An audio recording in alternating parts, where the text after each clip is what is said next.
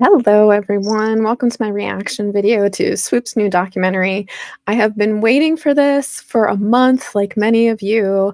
I've never done a reaction video before because I've been waiting for this so much. I just decided to go ahead and go for it and do a reaction video. So without further ado, I'm just going to go ahead and get into it. Please excuse the background. I set this up kind of with all the intention of an Ashton Kutcher or Miley Kunis apology video. I just kind of slapped it together because, like I said, I don't usually do this, but I decided to go ahead and give it a shot. Also, I do think I'm going to do a video about Ashton Kutcher and Miley Kunis. Depending on how this goes and how technically savvy I can be, I do have a few things that I want to say about that. So hopefully if this gets some reactions, then maybe I'll go ahead and make a video about that too. And we do have a special guest today who showed up, who's not always around. But right now we have Mr. Munchkin viewing with us, and he's just the cutest. So I don't know how long he's going to stay here. He looks like he wants to go, but I just thought I would introduce him. And without further ado, let's get into the highly anticipated Swoop documentary with Colleen Ballinger's ex-husband, Joshua. Let's see what's about to happen. 1 second to get to it.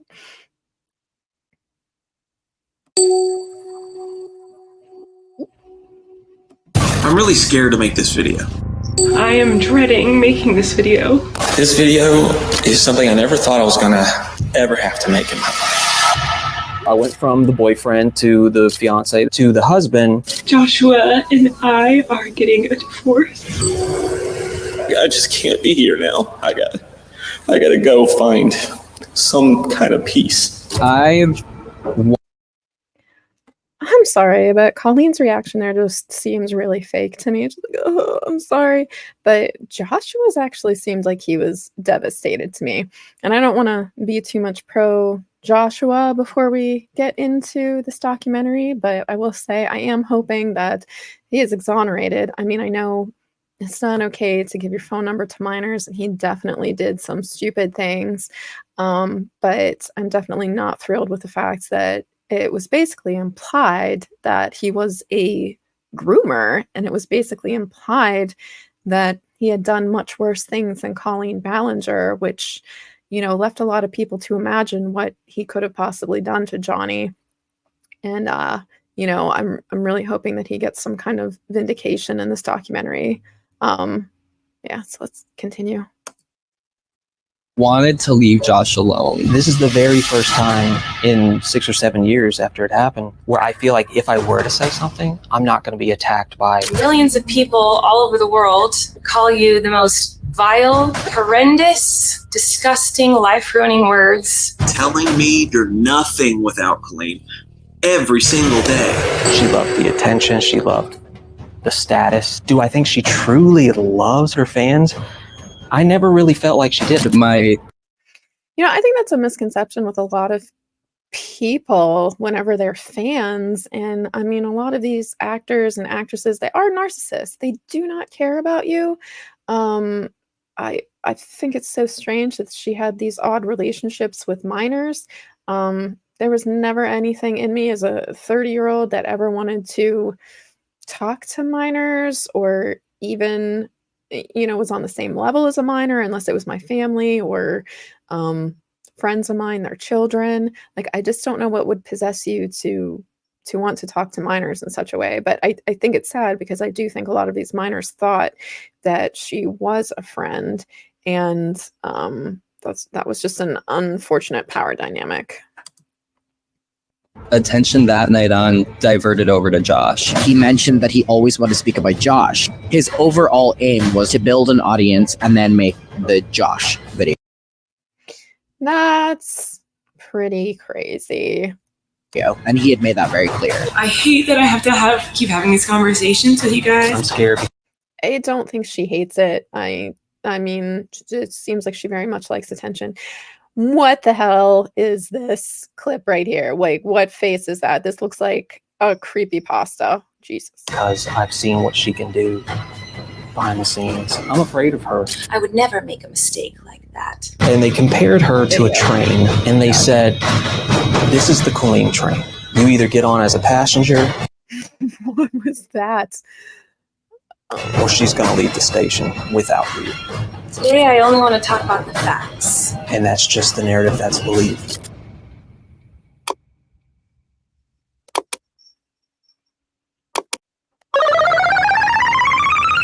Like the music.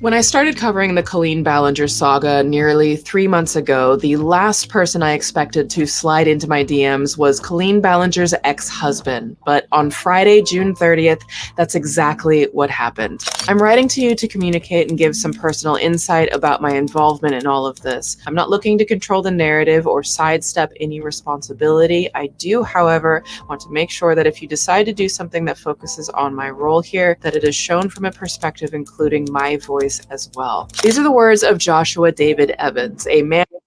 Look at him. I'm sorry. I'm really hoping this video exonerates this man because he is just, he's so cute. I just want to keep crushing on him. I mean, yeah. And we've mentioned in all 3 of the documentaries in my series on Colleen Ballinger, but haven't actually heard from directly across the roughly 9 hours of our coverage. Now, for those of you who don't know, Joshua David Evans is a man who came to fame as a musician and YouTuber in the 2010s under the screen names Joshua D Town and Joshua D TV.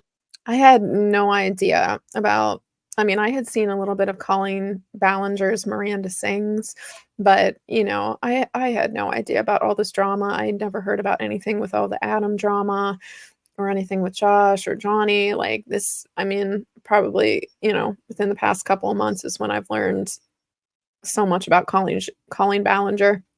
And quite frankly, I mean, man, I can't imagine being a parent and letting your child watch that content. There were some very questionable things in her skits. I don't, whew. Anyway, let's get on. The best way to explain Josh Evans is that his entire brand was cringe. Now, he didn't create cringe content, but he knowingly created very tongue-in-cheek content. That's ironic because, like, I mean, Miranda Sings was freaking cringe as far as I'm concerned.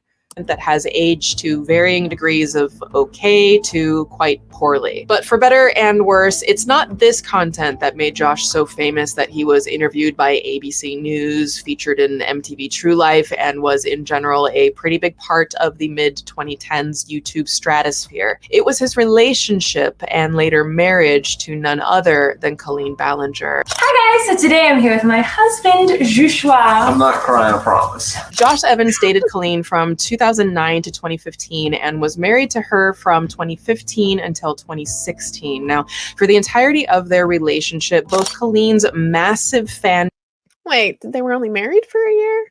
Oh. base and Josh's own fan base became invested in their relationship to the point that they even had a cute little couple name, Joshleen. And it was this level of investment that may have felt so devastating to the fan base when on September 30th, 2016, Colleen Ballinger suddenly released a video that announced, after less than a year and a half of marriage, that she and Josh Evans were getting a divorce. Joshua and I are getting a divorce. I mean, didn't that look fake to anybody else? That just looked so fake to me. Joshua and I are getting a divorce. Like, it just is like from the back of your throat. It just sounds fake to me. Maybe it was sincere. I don't know. Just in my opinion. And over the years, Colleen rarely, if ever, spoke about the divorce, to the point that the Colleen Ballinger Snark subreddit even had an entire subsection called The Phantom Divorce, detailing the phenomenon of Colleen pretending that she was never even married before at all. As she moved on from her past marriage, she released 2 seasons of her Netflix show Haters Back Off. She toured relentlessly.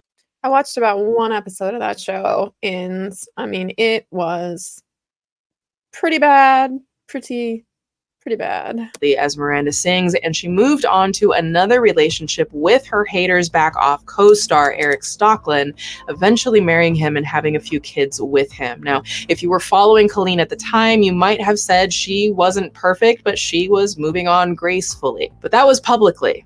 Because while she was doing this, she was also involved in group chats with her fans, dishing about the many reasons that she and Josh got divorced, according to her.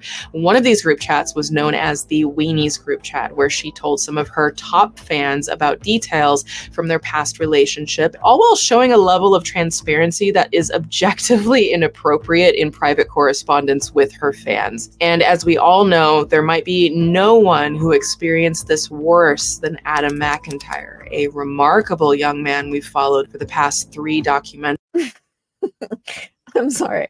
I love Adam. I didn't know who Adam was like a couple months ago, but I've been watching his podcast. He puts out some good stuff. He's done like a lot of interesting information. He did this video on this woman who was impersonating a 9/11 victim, which I actually hadn't heard about her, but his video was actually really good. And he's done some videos on the whole 8-passenger saga, which is going on, and they were actually pretty good. But sorry, I just wanted to say, like, I'm looking at this picture here of Adam, and I'm like, who is this? I mean, Adam's very cute, but I just mean he's like, I just don't think this is like the best representation of Adam right here. It looks very like GQ trying to be like a model, or I'm not sure what's going on here, but Adam's much more kind of approachable and fun loving than I think what he looks like here. Who alleged Colleen was inappropriate with him back in 2020 before coming forward again in 2023 to state definitively that he had been used and manipulated at the hands of Colleen Ballinger. This woman used me. But what about Josh Evans? Friends, that's an answer that the Colleen fandom thought they had figured out for many years because of Colleen's correspondence in these group chats, where the image of Josh over the years became, as Adam McIntyre so astutely put it, the crazy ex-husband. Okay, it's a lose-lose situation for this man. This seems incredibly draining. He couldn't have spoken up in 2016. He couldn't have 2017, 18, 19, 20. Look what happened to me in 2020, and I wasn't her husband. I was just by her and her fans, a crazy fan. Could you imagine being the crazy ex-husband? It's this diminishing of Josh from a fully fleshed person separate from his past relationships that partially led him to leaving YouTube behind over the following years and fully in 2022 for a more private life with his wife Pamela, working a day job not related. Oh, I didn't know he was remarried. That's all right. He's still cute, but I won't crush on him anymore. To entertainment and living in a self-described tiny house. And this is more than likely where Josh would have remained if it weren't for a 2-month-long series of tweets, podcast appearances, and interviews that began on June 7th from a grown man named Johnny Silvestri, or John as I'll refer to him, who in the heat of the Colleen Ballinger accusations gaining ground on social media began accusing Joshua David Evans of being worse than Colleen Ballinger. Josh has an ego, a massive one, and it's one that I can pin. He has the ego. I just think it's crazy that Johnny is saying that Josh has a massive ego, especially too. I mean, Josh really, it sounds like he took like a lot of abuse over the years, and he pretty much just stayed quiet, which is generally something that a lot of victims do. I mean, they just kind of like take all the abuse. They don't necessarily defend themselves. They apologize. Doesn't really seem like someone with an ego to me, but I don't know. Let's see what the documentary says. Wait, and address, not even knowing the dude on a personal level to this day. It turned into this God complex where I think to this day, he has this skewed idea that he was being a mentor. Now, if you've seen part 3 of the series, you already know exactly how all of that ended. As much as John tried to force Joshua to stay silent, ironically, it was John Silvestri himself that pulled Joshua David Evans back into the spotlight and into my DMs. Back in June 30th, 2023, Joshua himself said as much to me in his first DM, which is lengthy. I mean, let's be real, the man can talk. So I'm not going to read it in full, but there are a few things that he said that made me quite curious. Quote, "This whole thing isn't about me, but my name is obviously one that gets talked about from time to time. Johnny is hurting and I absolutely want peace and healing for him. I also know that for some reason he's taking my involvement to a degree that feels more like a malicious attack rather than simply a person hurting. His claims are highly damaging and could burn down the life I've slowly had to rebuild after my own trauma I was put through by my ex and her manipulation tactics using her fans as pawns. It now feels like Johnny is heading down that road as well." Now, this passage. I mean, that's just crazy. He was already through so much abuse, and then this person's like re-traumatizing him, and it just, oh my goodness, just the things that Johnny said. Which was interesting to me because for those of you. Oh, and for all of you who don't know, I've actually been a Swoop fan, so I actually did see the first Johnny Silvestri documentary that Swoop put out, which was only about an hour and 40 minutes. And then she put out another one, which was like 4 hours. But some of you diehard Swoop fans might know that, might have caught both of them. But who haven't watched part 3 of my series, by June 30th, 2023, when Joshua sent this DM, he had already apologized privately and publicly 4 times. So I sent Joshua a response, and to balance the shade that I kind of just threw him a little bit ago, a can also talk, okay? Don't, yes, I can be a little long-winded too. So I'm only going to read a couple of key things from my response here. Quote, "Since you reached out, I do have a few questions that research hasn't given me straight answers on relating to a few parts of the story. And I was wondering if you would be interested in answering them for me and perhaps sitting down for an interview to share your side. Some of my questions pertain to your relationship with Johnny, your status as a public to private person, and other questions that relate to your involvement with fandoms, both Colleen's and your own." Now, I let Joshua know that any interview wouldn't be easy, but I promised I would be fair. I told Joshua David Evans I had a lot of tough questions about the many words that have been thrown at him over the years. Was he really a crazy, manipulative ex-husband? Was he really complicit with the Colleen Ballinger nightmare? Did he really help make Miranda Sings material? His response actually shocked me. Quote, "If I were to go on the record with you, it feels risky. I'd be an idiot not to at least consider it going sour. If I lose my job, I lose the house I just bought with my wife." So let's be clear. Joshua David Evans has done some sketchy shit, but unlike every other adult in this story, it seems he's willing to admit it. Certainly beats a ukulele, doesn't it? Now, I'm curious about what he actually did, because I didn't, I was nowhere near the fandom. So the only thing that I really saw that Joshua did, like maybe he was involved in some chats, he gave Johnny his phone number, which was wrong, but I'm just not sure what else he was accused of other than kind of like the Johnny Silvestri implications. So I'm just curious kind of where this is going, because I just kind of, I don't see where Joshua at this point seems like he did anything wrong. But I could be wrong. I'm watching. Now, it's not up to me if Josh is going to be forgiven or if he has taken the correct approach to accountability. But unlike every other adult in this story, like Colleen Ballinger, Corey DeSoto, John Silvestri, or Chent Ballinger, Joshua David Evans has offered to take accountability. In return, I am giving him the chance to also speak frankly about his own claims of pain publicly for the first time. So, as John Silvestri said back in part 3, the world does want to hear Mr. Evans. The world wants to hear all of them. And remember what I said all the way back in part 2? There is also a bombshell that might happen in part 3. I have been waiting to even be able to speak about this, and I still can't because we are waiting for some things to be confirmed. But if that is the case, then part 3 is going to be just... It's with a filter on that. She's a beautiful woman. I mean, you know, I guess we all play around with filters, but mind-boggling. Yeah, that wasn't supposed to be about John Silvestri and what went down in part 3. That was about this. For the first time on such a massive public scale, Joshua David Evans is talking about it exclusively in an interview with me right here. Alrighty, Josh interview, take one. Ooh, excitement. My name is Joshua David Evans. I'm 39. Joshua, we have a lot to talk about. Buckle up, there's a lot to cover.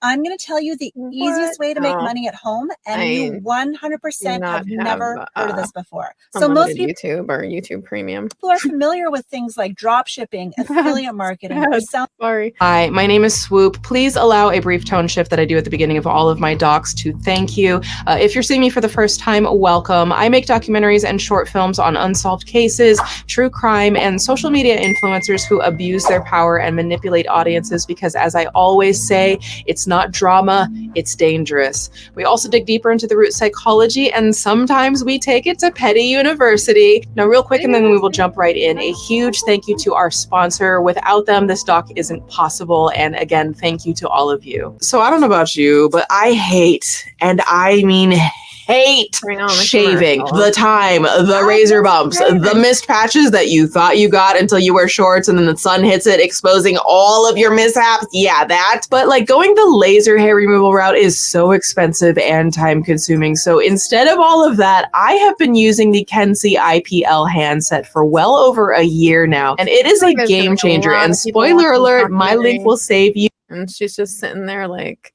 lasering her pits. So give her props for that.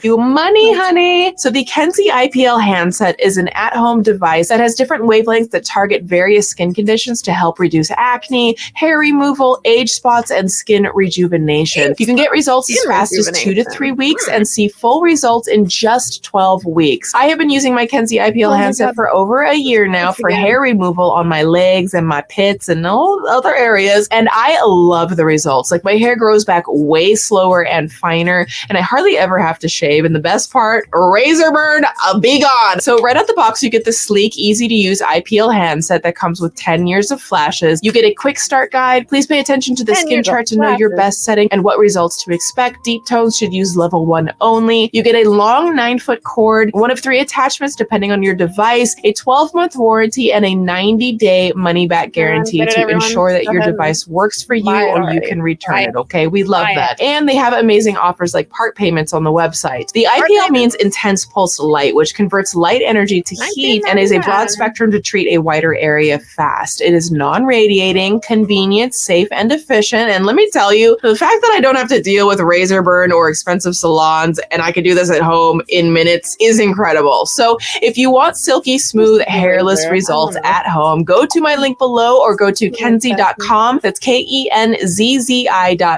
and use my code SWOOP2 to get 20% off of the device. Yes, discount. So visit kenzie.com, use code SWOOP2 to get your 20% off discount, and I will see you in the land of glorious bump-free hairlessness. Treat yourself, honey. You deserve it.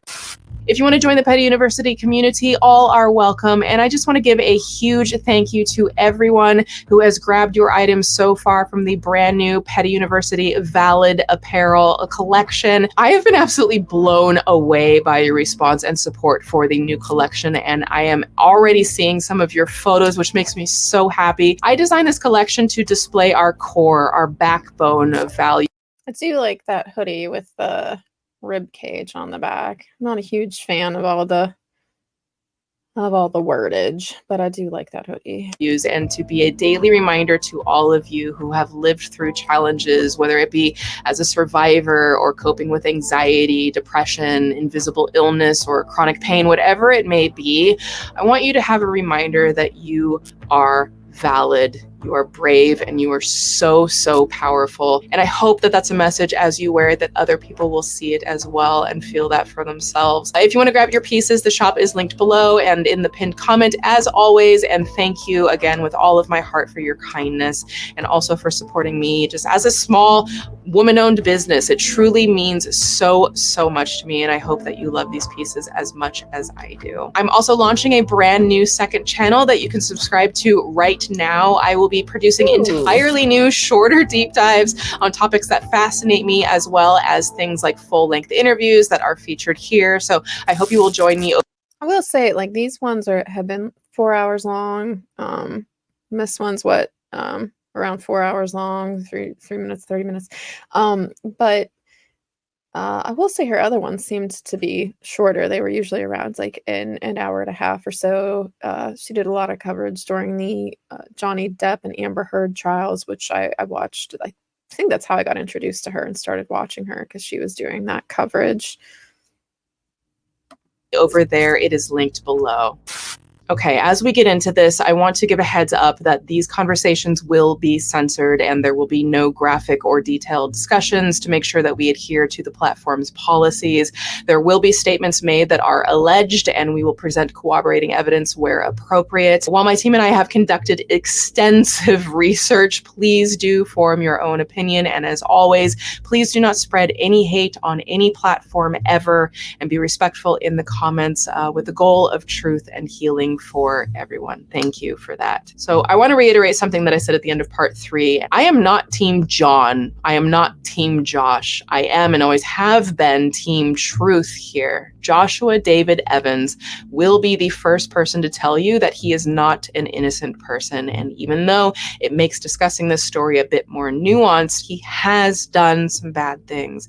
He also had a lot of bad things done to him. Again, two things can be true at the same time. I still know the very idea of platforming Joshua can be controversial to some. And to be fully clear about this, I'm okay with that. I knew that a lot of people in the Colleen fandom deserved to hear about it. This is something my very small but dedicated team and I have discussed at length. And when I say our team is small, it's literally just me and 2 other people. One of those people has a full-time job, and the other one didn't even know who Colleen Ballinger was before we started this process. And now I believe is the world premier expert on all things Colleen Ballinger. That's how. I'm really curious what Josh actually did. So I find that to be quite curious. Sorry, I just realized I've never used this software before, so I might start messing around with some hotkeys here to try to go back and forth between the tabs a little easier. So sorry if things look a little strange for a minute, but I'm trying to figure out the software. Back to it. How much time we've dedicated to this. Now, all voices are welcome here in a Swoop Talk, even the uncomfortable ones. All I've ever asked for is honesty and accountability, and it's up to them if they're going to give that or not. Joshua lived this. Joshua admitted this when I finally sat down with him on July 21st, 2023, his first full interview about his role in the Colleen Ballinger universe since his divorce back in 2016. This has been 7 years in the making. And just to note, Colleen Ballinger has still not responded to my request for comment.